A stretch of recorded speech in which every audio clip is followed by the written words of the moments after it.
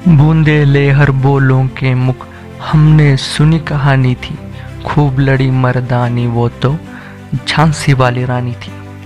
सुभद्रा कुमार चौहान यांच्या या कवितेच्या ओळी झाशीच्या राणीची शौर्यगाथा सार्थपणे सांगतात। इंग्रजांनी कायदा बनवला की दत्तक पुत्राला राजा नाही बनवलं जाणार, त्यामुळे राणी लक्ष्मीबाईंनी इंग्रजांवर युद्ध केले। ही कहाणी जवळजवळ सगळ्यांना माहिती आहे, पण त्या पोराची कहाणी खूप कमी लोकांना माहिती आहे ज्याच्यासाठी हे युद्ध लढले गेले। दामोदरराव राणी लक्ष्मीबाईंचा एकुलता एक मुलगा आणि झाशीच्या संस्थानाचा वारस। याच पोराचे पुढे झाले काय जाणून घेऊया या व्हिडिओमध्ये। नमस्कार, मी तुमचा दोस्त आणि तुमचा होस्ट घेऊन आलो आहे आपल्यासाठी पुन्हा एक नवीन व्हिडिओ, कारण आपला विषयच हार्डे। ही कहाणी सुरू होते 1849 मध्ये महाराष्ट्राच्या परोलामध्ये। 15 नोव्हेंबरला आनंदराव नावाच्या मुलाचा जन्म झाला। ज्योतिषांनी भविष्यवाणी केली, हा मुलगा राजा बनेल। 3 वर्षानंतर झाशीचे राजे गंगाधरराव यांनी त्याला दत्तक घेतले। त्यांच्या स्वतःच्या मुलाचा मृत्यू झालेला, गादीला कोण वारस नव्हता, त्यामुळे त्यांच्या संबंधात भाऊ लागणारे वासुदेवराव यांनी स्वतःचा मुलगा गंगाधररावांना दिला। अशा प्रकारे आनंदरावांचा दामोदर झाला। झाशीचा पुढचा राजा दामोदररावच बनतील हे स्पष्टच होतं। दुर्दैवानं या घटनेच्या काही दिवसानंतरच महाराज मरण पावले आणि सत्तेत आल्या राणी लक्ष्मीबाई। दामोदरराव लहान होते, त्यामुळे राणी लक्ष्मीबाईंनी राजमातेचा रोल निभावला, पण इंग्रजांना हे मंजूर नव्हतं। महाराजांच्या मृत्यूनंतर राणीने आपला एक दूत कलकत्त्याला पाठवला, लॉर्ड डलहौसीकडे, जो ब्रिटिश ईस्ट इंडिया कंपनीकडून भारताचे गव्हर्नर जनरल होते। लक्ष्मीबाईंनी निरोप पाठवला, आम्ही डिक्लेअर करतोय की दामोदरराव पुढचे राजे असतील, पण डलहौसीने साफ नकार दिला। कंपनी बहादूरने एक कायदा बनवलेला, ज्याला डॉक्ट्रिन ऑफ लॅप्स म्हणायचे। सोप्या पद्धतीने सांगायचे झाले तर राजाला मुलगा नाही झाला तर राजाच्या मृत्यूनंतर राज्य इंग्रजांच्या कंट्रोलमध्ये जाणार। झाशीच्या राणीने या काळ्या कायद्याच्या विरोधात खूप लढा दिला। जॉन लँग नावाचा एक इंग्रज वकील नियुक्त केला की जेणेकरून त्यांच्या केसची सुनवाई लवकर होईल, पण शेवट त्याचा परिणाम एकच, पळसाला पाने 3च। शेवटचा निर्णय सांगताना कोर्टाने सांगितले, झाशी आता ब्रिटिश ईस्ट इंडिया कंपनीचा हिस्सा आहे आणि या बदल्यात राणीला 5,000 रुपयाची पेन्शन मिळेल। कंपनीने राणीला सांगितले की ती राजमहल तिचे दागिने स्वतःकडे ठेवू शकते। गंगाधररावांची जी निजी संपत्ती आहे त्यासाठी कंपनीकडून ट्रस्ट करून दिली जाईल आणि दामोदरराव मोठे झाले की त्यांना ती संपत्ती दिली जाईल। राणी यासाठी बिलकुल तयार नव्हती। गोष्ट आता पैशापेक्षा आत्मसन्मानावर गेली, त्यामुळे त्यांनी हत्यार उचलले।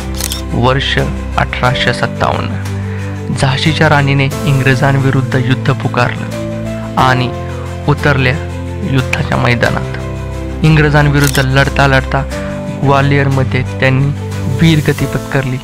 एवढी गोष्ट जवळजवळ आपल्याला माहिती आहे। याच्या पुढे दामोदररावांचं काय झालं याचा उल्लेख कमी मिळतो। इतिहासातील सहली या पुस्तकात न केळकर यांनी दामोदररावांच्या संस्मरणांना लिहिलंय। राणी लक्ष्मीबाईच्या मृत्यूनंतर त्यांची आठवण काढताना दामोदरराव लिहितात, मासाहेबाच्या मृत्यूनंतर मी 3 दिवस ग्वाल्हेरमध्ये राहिलो। त्यांच्या साथीदारांमधील फक्त 60च लोक जिवंत राहिले। इंग्रजांपासून वाचण्यासाठी आम्ही चंदेरीकडे निघालो, तेव्हा आमच्याजवळ 22 घोडे आणि 60 ऊंट होते। चंदेरी बुंदेलखंडमध्ये येते। ग्वाल्हेरमधून चंदेरीला दामोदररावांना जंगलामधून नेण्यात आलं, कारण इंग्रजांच्या भीतीमुळे त्यांना आसरा देण्यासाठी कोणी तयारच नव्हतं। दामोदरराव लिहितात की कुणाला संशय येऊ नये म्हणून त्यांना 10-10च्या छोट्या छोट्या ग्रुपमध्ये राहायला लागायचे. राशनसाठी कुठल्या गावच्या सरपंचाकडे मदत मागितली तर त्याने त्या काळात 500 रुपये प्रति महिना पैसे घेतले. याच्या बदल्यात त्या सरपंचाला 9 घोडे आणि 4 उंट पण द्यायला लागले. या समयी राणी लक्ष्मीबाईंचे विश्वासू साथी प्रत्येक क्षणी दामोदररावांबरोबर राहिले आणि त्यांना कोणत्याही प्रकारे इंग्रजांच्या तावडीतून सोडवण्याचे प्रयत्न करत होते. पण नशिबाची साथ त्यांना जास्त वेळ भेटली नाही आणि इंग्रजांनी दामोदररावांना पकडलं. ते कसे पकडले गेले तर 2 वर्ष जंगलात राहून छोट्या दामोदररावांची तब्येत बिघडली. एक वेळ जेव्हा त्यांची तब्येत जास्तच खराब झाली, मराठा सरदारांना भीती वाटू लागली की ते आता वाचणार नाहीत. त्यांनी शेजारच्या गावच्या सरपंचांची मदत मागितली. सरपंच दामोदररावांना वैद्याकडे घेऊन गेला. दामोदररावांचा जीव वाचला. पण याच्यामध्येच एक समस्या आली. ग्वाल्हेरमधून पळताना दामोदररावांकडे 60,000 रुपये होते. पण लोकांना रिश्वत देऊन देऊन ते सगळे संपलेले. जो सरपंच 500 रुपये घेऊन राशन देत होता त्याने पण हात वर केले.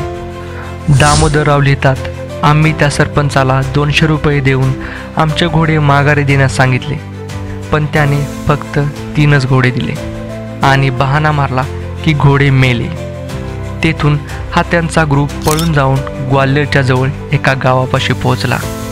ही खूप मोठी चूक झाली, कारण ग्वाल्हेरमध्ये ते मदतीच्या आशेने आलेले, पण जासूसांनी त्यांना पाहताच ओळखले आणि इंग्रजांना जाऊन सांगितले. सगळ्यांना अटक झाली. पण आतापर्यंत त्यांना हे माहीत नव्हतं की अटक झालेल्या माणसांमध्ये राणी लक्ष्मीबाईंचा मुलगा पण आहे. त्यांच्या ओळखीला गुप्त ठेवलं गेलं. दामोदरराव लिहितात, त्यांना कित्येक दिवस एका जागेवरून दुसऱ्या जागेवर चालत नेलं गेलं आणि याच दरम्यान त्यांना मिस्टर फ्लिंक यांच्याबद्दल माहिती झालं. दामोदररावांच्या मते फ्लिंक इंग्रजांचा पॉलिटिकल एजंट होता आणि झाशी संस्थानाशी त्यांचे चांगले संबंध होते. मराठा सरदारांनी मग फ्लिंकशी मदत मागण्याचा निर्णय घेतला. ते फ्लिंक यांच्याजवळ पोहोचले आणि त्यांना दामोदरराव यांच्याबद्दल सांगितले. फ्लिंकने इंदोरमधील एका ब्रिटिश गव्हर्नरला ही गोष्ट सांगितली. गव्हर्नरने सांगितलं की झाशीच्या राणीचा मुलगा जर सरेंडर झाला तर मी सुनिश्चित करतो की त्याला मृत्यूदंड नाही दिला जाणार. अशा प्रकारे दामोदरराव इंदोरसाठी रवाना झाले. दामोदरराव लिहितात, याच्या अगोदर मला 3 महिने जेलमध्ये राहायला लागलं. दामोदररावांकडे राणी लक्ष्मीबाईंची सोन्याची कडे होती. जिवंत राहण्यासाठी त्यांना ते पण विकावी लागली. दामोदरराव लिहितात, ती कडे माँसाहेबांची शेवटची आठवण. सगळ्या समस्यांनंतर दामोदरराव मे 1860ला इंदोरला पोहोचले. तिथे त्यांना काश्मीरचे मुन्शी धर्मनारायण यांच्याकडे सोपवण्यात येतं. कंपनीने वचन दिलं की दामोदररावांना प्रतिवर्ष 10,000 रुपये पेन्शन दिली जाईल. दामोदररावांनी त्यांच्या संस्मरणामध्ये इथपर्यंतच कहाणी सांगितली आहे आणि यानंतरच्या त्यांच्या आयुष्याची अजून माहिती नाही आहे. म्हटलं तर असं पण जातं की इंग्रजांनी त्यांच्या नावाची 60 लाख रुपयांची जी ट्रस्ट केली होती ते पैसे त्यांना कधी भेटलेच नाहीत. त्यांच्या आयुष्याचे शेवटचे दिवस खूप गरिबीत गेले. इंदोरमध्येच राहून त्यांनी लग्नसुद्धा केलं. त्यातून त्यांना एक मुलगा झाला.